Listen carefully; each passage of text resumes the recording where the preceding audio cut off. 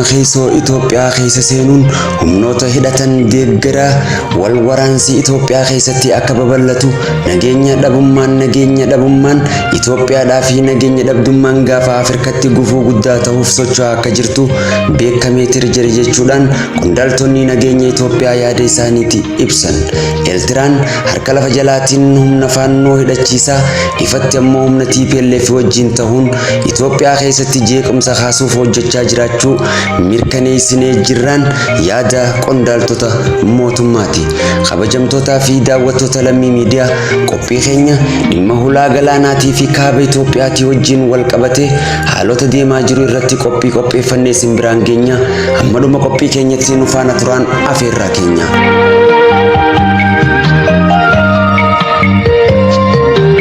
Xinxalaa haaraa fi bal'aan itti aanaan Daayirektara Instituushinii obbo Mahammad Raif Abbaa Raayyaa mata duree taajjabbii Eertiraa fi filannoo Itoophiyaa jiru keessatti bulchiinsi pirezidaantii Isaayyaas Afwerqii naannichatti taphachaa jiraachuu gadi fageenyaan kan ifoomsee jirudha.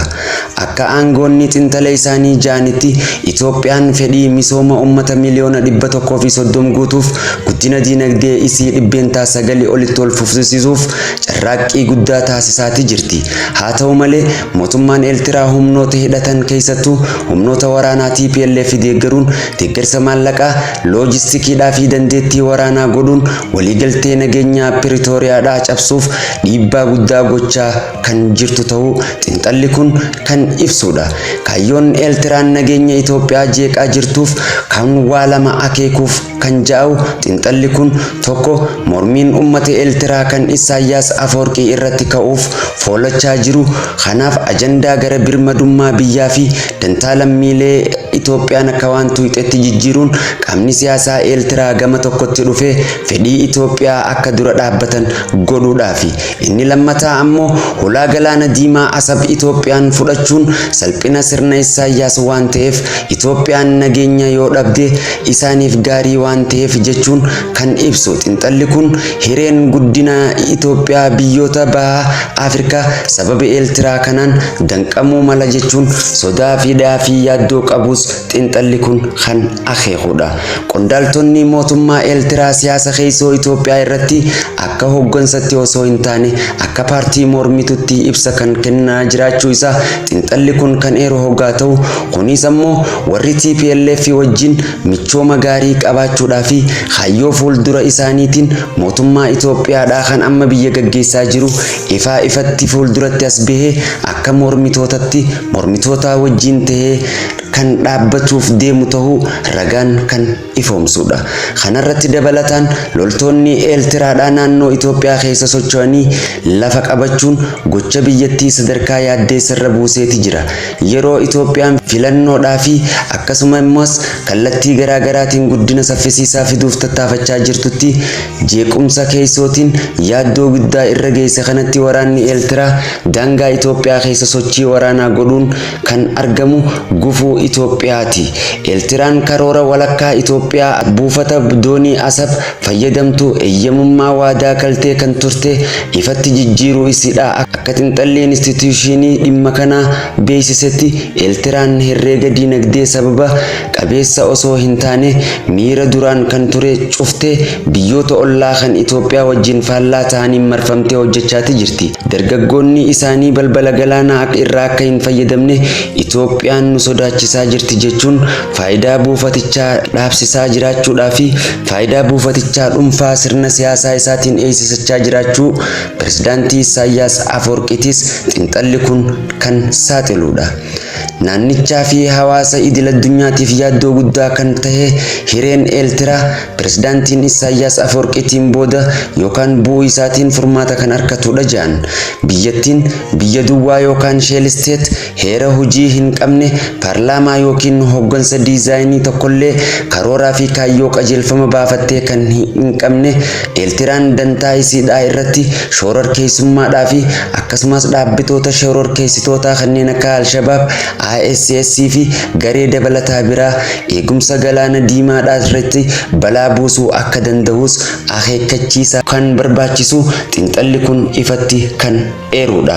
Hoggansi Eertiraa jaarraa 21ffaa kana keessatti seenessaa fi dantaa ollummaa dagatee duubatti hafus Itoophiyaan ammas karaa dippiloomaasii fi waliigalteetiin furuuf qophii ta'uu isaa daayireekterichi ni mirkaneessa. Haa ta'u malee amanamummaa fi ifitti amanamummaa kan deebisanii ijaaruuf mootummaan Eertiraa dhimma keessoo Itoophiyaa keessa seenuuf waraana guutumatti baasuun ejjennoodhaa fi akkasuma daangaaleen Itoophiyaadhaa kan Eertiraadhaan saamamaa jirus ifatti akka dhaabdu ejjennoo ummanni Itoophiyaa qabuu fi qaamni nageenya Itoophiyaa qabatedha.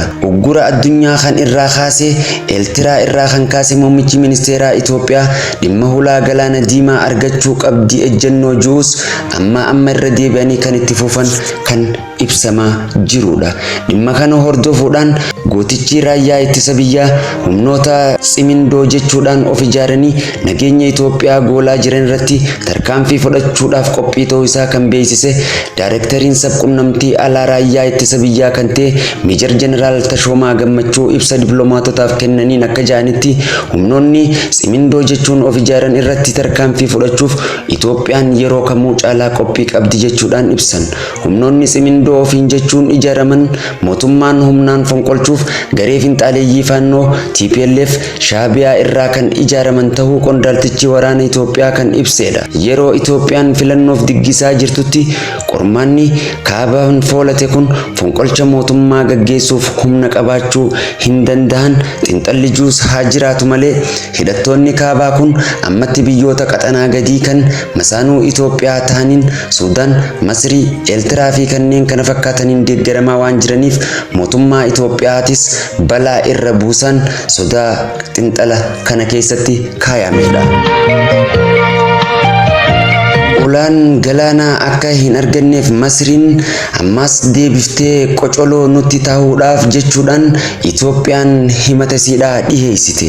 Dubbii himaan ministeera dhimma alaa Itoophiyaa Ambaasaadar Naabiyaat Geetaachoo Masriin fedhii misooma biyyattii qaxanaa gadii gaafa Afrikaa akka hin milkoofne waggoota dheeraadhaaf hojjechaa turte jedhan.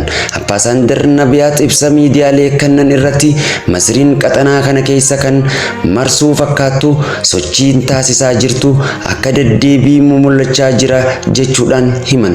Qocoloon muddamaa kan fakkaatan irraa deddeebiin kan mul'ate ta'ullee kun haaraa nuuf haaraat miti. Masriin kanaan duras waggoota dheeraadhaaf olaantummaan gaafa Afrikaan Itoophiyaan gaafa Afrikaa keessatti qabdu akka gufatuuf socho'aa turte jedhan. Tooftaan waggoota dheeraaf yaalaa turte kan jedhan Ambaasaadarichi Itoophiyaa ulaan galaanaa argachuuf hangam murteessaa akka ta'e agarsiisa jedhan. Itoophiyaan fedhii misoomaaf qabdu yeroo haaftutti hudhaa kan qabu qormaatilee faallaa Itoophiyaa ta'an jeequmsa kaasuuf taasisan dabalaa jira. Kanaaf ammoo Itoophiyaan yeroo kam caalaa kallattii fuulduratti sochii guddaa godhuudhaan galma isiidhaa milkeessuu akka dandeessus Ambaasaadarichi ni hima.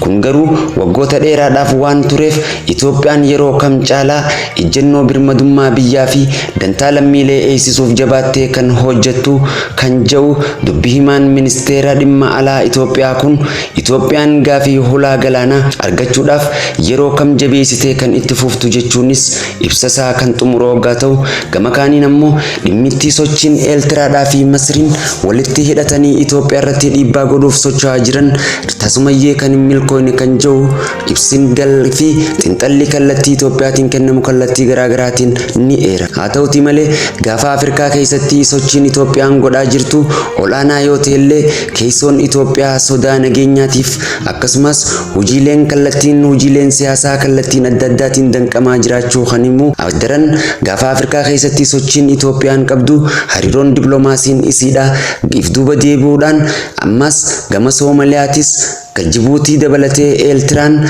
Masriin, Suudaan kallattii garaagaraatiin nageenyi amansiisaan gama Itoophiyaatiin jiru guutumaa guututti sakaalamaa ta'uun shakkiin jiraatullee daran ammoo akka yaadaa fi qondaaltonni Itoophiyaa kallattii garaagaraatiin ibsa kennanitti yeroo kam caalaa Itoophiyaan fuulduratti tarkaanfattee haadha Afrikaa ta'uu abdii guddaa qabna jechuun yaada isaanii xumuran.